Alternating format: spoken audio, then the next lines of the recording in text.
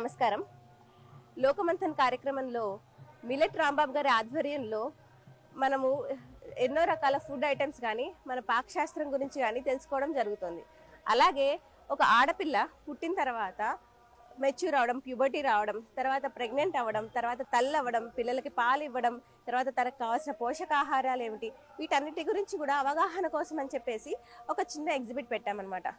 ఇక్కడ మీరు కనుక చూస్తే ఒక ఆడపిల్ల ప్యూబర్టీ వచ్చినప్పుడు అంటే కొంచెం హార్మోనల్ చేంజెస్ వస్తాయి, తర్వాత తనకి ఫస్ట్ టైం మెచ్యూర్ అవుతుంది. అప్పుడు ఎట్లా అంటే హార్మోన్ చేంజెస్ అవుతాయి, తనకి ఏమీ అర్థం కాదు, మూడ్ స్వింగ్స్ చాలా ఉంటాయి. అప్పటిదాకా అన్నయ్యతోటి తమ్ముడితోటి ఆడుకుంటున్న పిల్ల అప్పుడు సడన్ గా మారిపోతుంది. ఎందుకు ఎలా బిహేవ్ చేస్తుందో తెలియదు.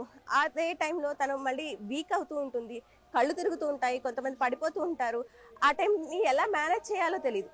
అటువంటివన్నీ కూడా మనం ఫుడ్ ద్వారా ఎలా మేనేజ్ చేయాలి అనేటువంటిది మిల్లెట్ రాంబాబు గారు రీసెర్చ్ చేసి మాకు ఏవేవైతే పిల్లలు తినాలి, ఏవేవి తినకూడదు అనేటువంటి అన్నిటిని కూడా మనం ఎగ్జిబిట్ చేయడం జరుగుతుంది. ఎట్లాగా అంటే మొత్తం అన్నీ కూడా ఫ్రూట్స్, వెజిటేబుల్స్, మొత్తం గంజి కానీ జావలు కానీ అన్నిటిని పూర్తి పౌష్టికాహారం ఏవైతే తినాలో వాటిని గురించి చెప్తున్నాం అనమాట. ఫస్ట్ బ్లడ్ లాస్ ఎక్కువ అవుతుంది, దానివల్ల ఐరన్, కాల్షియం డెఫిషియన్సీ వస్తుంది.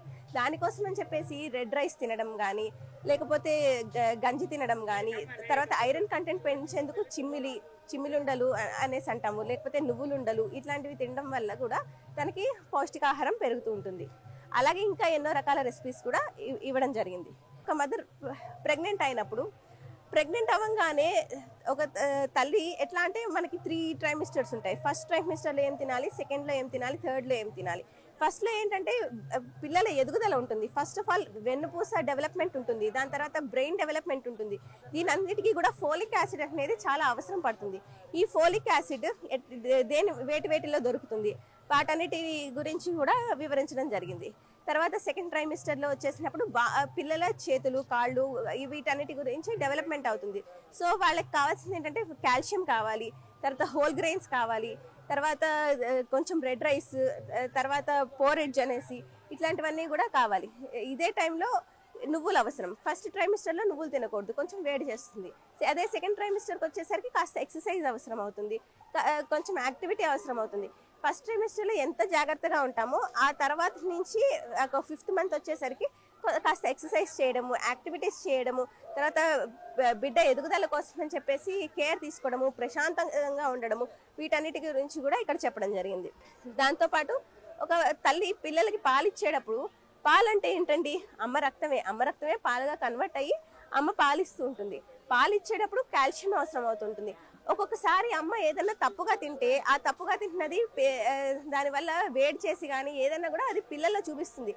తల్లి ఏదైతే తింటుందో అదే పిల్లలకు వస్తుంటుంది. అందుకని చెప్పేసి తల్లి ఎంత జాగ్రత్తగా ఉండాలి అనేటువంటిది ఇక్కడ చెప్పడం జరిగింది. సో అందరికీ కూడా పౌష్టికాహారం, కోల్డ్ ప్రెస్డ్ ఆయిల్స్, గానుగ నూనెలు, అలాగే నెయ్యి, వెన్న, వీటన్నిటితోటి కూడా ఫుడ్ తయారీ ప్రిపరేషన్ అనేది జరుగుతుంది.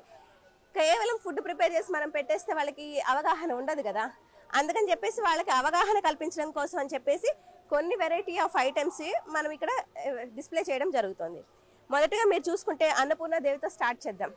ఎప్పుడైనా సరే ఫస్ట్ అన్నపూర్ణాదేవి మనకి తిండి పెట్టే తల్లి. సో ఆ అన్నపూర్ణాదేవిని ఫస్ట్ మనం మిడిల్లో ప్రతిష్ఠించుకుని, తర్వాత చుట్టూతా మనం, ఇది వింటర్ సీజన్ కాబట్టి వింటర్ సీజన్లో ఏవేవైతే దొరుకుతాయో, ఏవేవి పదార్థాలు దొరుకుతాయో ఆ పదార్థాలన్నీ కూడా డిస్ప్లే చేయడం జరుగుతుంది.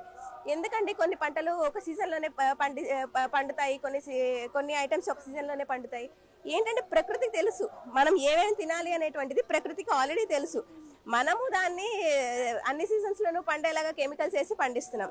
అలా కాకుండా వింటర్ సీజన్లో పర్టికులర్గా ఏది తింటే మన శరీరానికి పౌష్టికాహారం దొరుకుతుంది అనేటువంటివన్నిటిని కూడా మిల్లెట్ రాంబాబు గారు ఇక్కడ డిస్ప్లే చేయడం జరిగిందనమాట. సో ఇక్కడ ఎక్కువగా ఏంటంటే ప్రోటీన్స్, బఠానీలు, లేదంటే చిక్కుడుకాయ, ఇలాంటివన్నీ కూడా protein related food, protein rich food అనేటువంటిది వింటర్ సీజన్లో బాగా పండుతుంది. అలాగే క్యాబేజ్ కానీ, కాలీఫ్లవర్ కానీ, ఇలాంటివన్నీ కూడా ఈ సీజన్లో ఎక్కువ దొరుకుతాయి.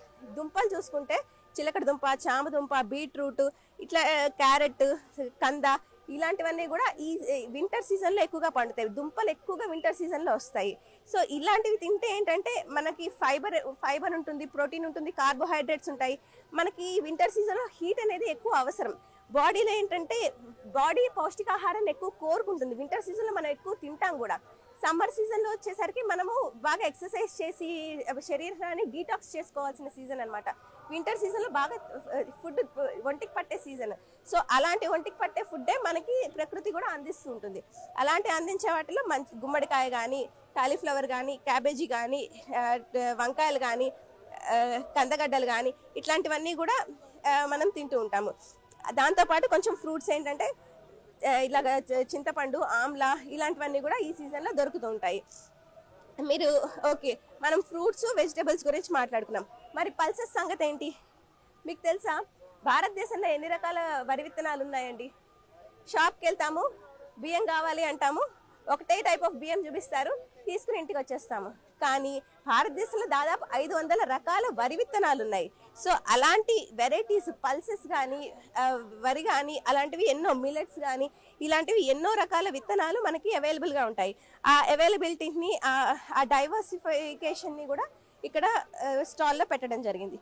దాంతోపాటు సరే, మనము వెజిటేబుల్స్ చూసాము, పల్సెస్ చూసాము, అన్నీ కూడా చక్కగా ఆర్గానిక్ తెచ్చుకున్నాము. వండే పాత్రలు మళ్ళీ అల్యూమినియం పాత్రలు అయితే బాగుంటుందా? కాదు కదా. అందుకని ఇక్కడ ఇత్తడి గిన్నెలు. మన పూర్వము ఏవైతే ఇత్తడి గుండిగలు ఉంటాయో అటువంటి గుండిగలు వాళ్ళు ఆ గుండిగల్ని ఒంటి చేత్తో ఎత్తి వంటలు చేసి దించి వార్చి ఎంతో మందికి భోజనం పెట్టేవాళ్ళు. అలాంటి గుండిగల్ని మనం మర్చిపోయాం. ఈ రోజున ఒక బిందె ఎత్తడానికి, ఖాళీ బిందె ఎత్తడానికి ఓపికలు సరిపోవట్లేదు.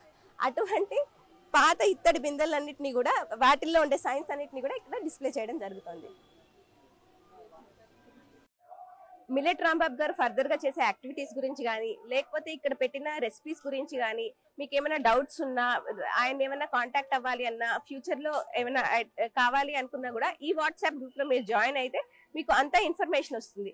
సో ఆయన చేసే ఫ్యూచర్ యాక్టివిటీస్ గురించి కానీ, లేకపోతే రెసిపీస్ గురించి కానీ ఈ వాట్సాప్ గ్రూప్ లో మీరు జాయిన్ అయితే మీకు అన్ని అప్డేట్స్ వస్తాయి.